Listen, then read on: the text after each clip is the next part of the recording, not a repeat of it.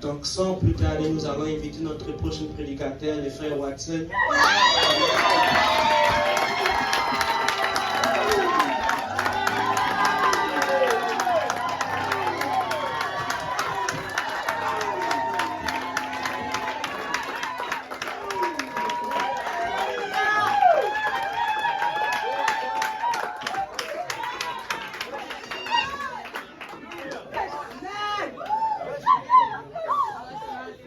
D'abord, je donne l'honneur à mon pasteur.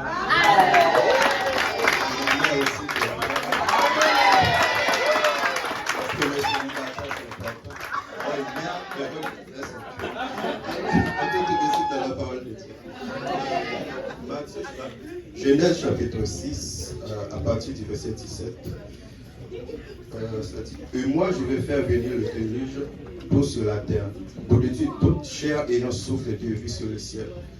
Tout ce qui est sur la terre périra. Mais j'établis mon alliance avec toi. Tu entreras dans l'arche, toi et tes fils, ta femme et les femmes de tes fils avec toi. Donc, lorsqu'on voit ce qui se passe dans ce monde, vous me donnez bien.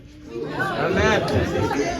Lorsqu'on voit ce qui se passe dans ce monde, donc, on peut dire, on entend beaucoup de mauvaises nouvelles. Vous savez, la mort, les maladies, etc.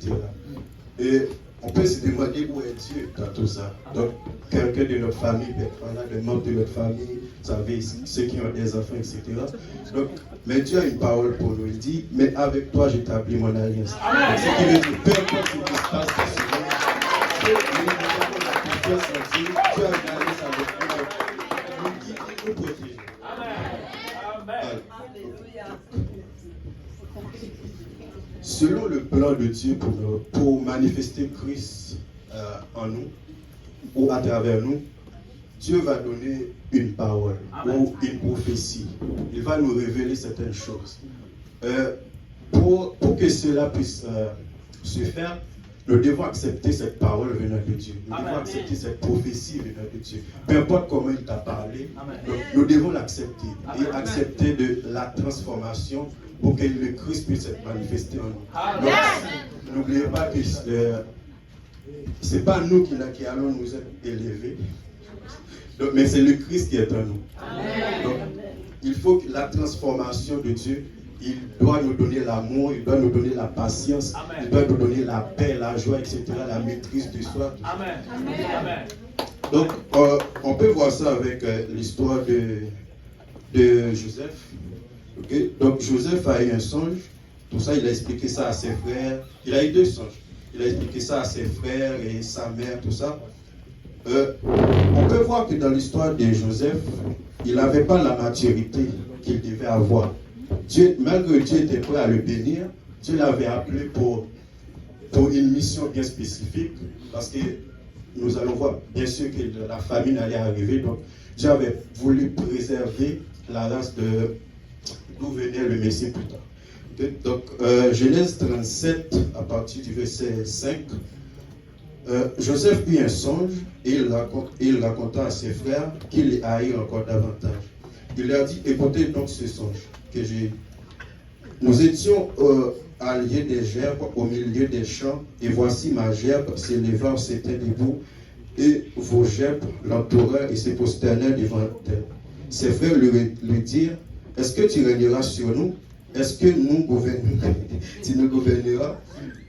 Et il s'y haïrent encore davantage, à cause de ses songes et à cause de ses paroles. Donc, selon l'attitude qu'on voit dans ce texte, c'est comme si Joseph, lui, il pensait que Dieu allait l'élever et ses frères allaient, comment dire, comme ses esclaves. Mais Dieu avait un but bien plus grand que ça. Donc, parce que on peut voir le plan de Dieu le plan que Dieu avait pour Joseph, c'était un plan pour qu'il soit établi dans une nation, qu'il soit chef d'une nation, mais pas seulement chef d'une famille, mais chef d'une nation. Donc, pourquoi Dieu a dû travailler dans Joseph, il a dû le mettre en prison, etc. Bien sûr que des fois, pour être transformé par Dieu, des fois ça va être dur, on va être dans des endroits inconfortables. Mais la chose qu'il faut savoir, c'est que quand Dieu a parlé, c'est ça notre foi, c'est sur ça qu'on va bâtir notre foi. Parce que lorsque Dieu parle, il a dit, comme par exemple, Pierre a eu une révélation, il a dit, tu es le Fils de Dieu. Mais Jésus a dit, Pierre, Tu es pierre, mais sous cette pierre, je vais bâtir mon église. Donc, ce qui veut dire, c'est la révélation que Dieu t'a donnée. C'est sur ça que tu dois bâtir ta foi. Afin que les gens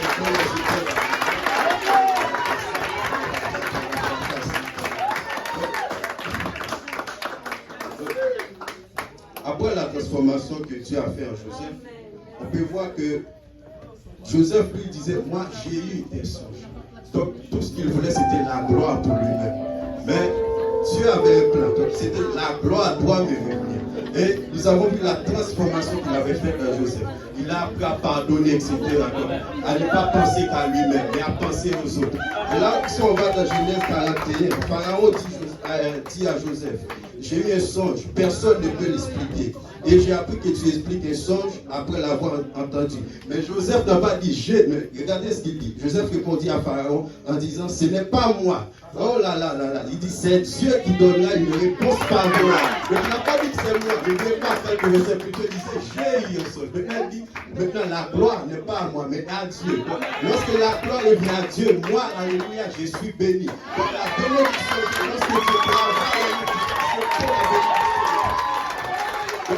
la bénédiction est de façon, la transformation que nous devons accepter d'aller en profondeur, comme le pasteur l'avait dit hier, d'aller en profondeur, de ne pas rester seulement à demander des miettes, mais vraiment à accepter ce que Dieu a pour nous, afin que sa gloire puisse se manifester en nous.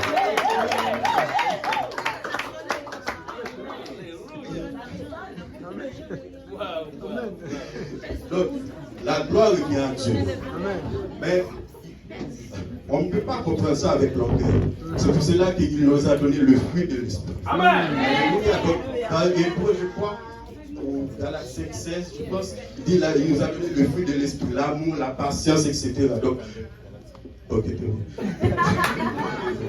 donc nous avons besoin de tout cela afin que le Christ qui est en nous puisse être manifesté. Parce que Paul dit, si je vis, ce n'est plus moi qui vis, mais c'est Christ qui vit en moi. Donc la transformation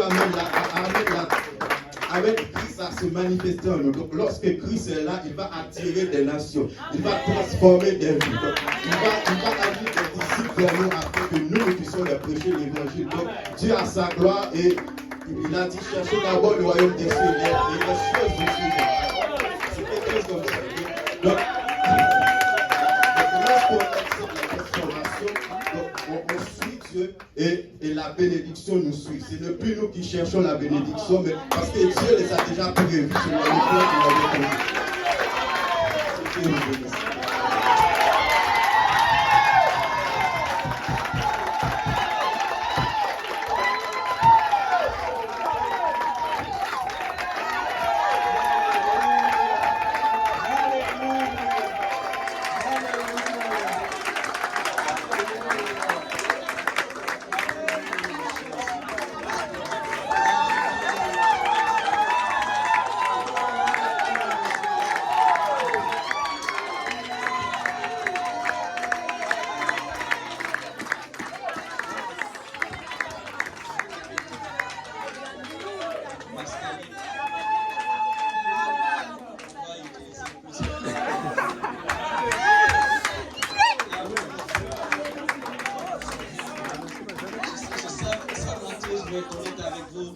Je savais qu'il avait un message, mais pas à ce point-là.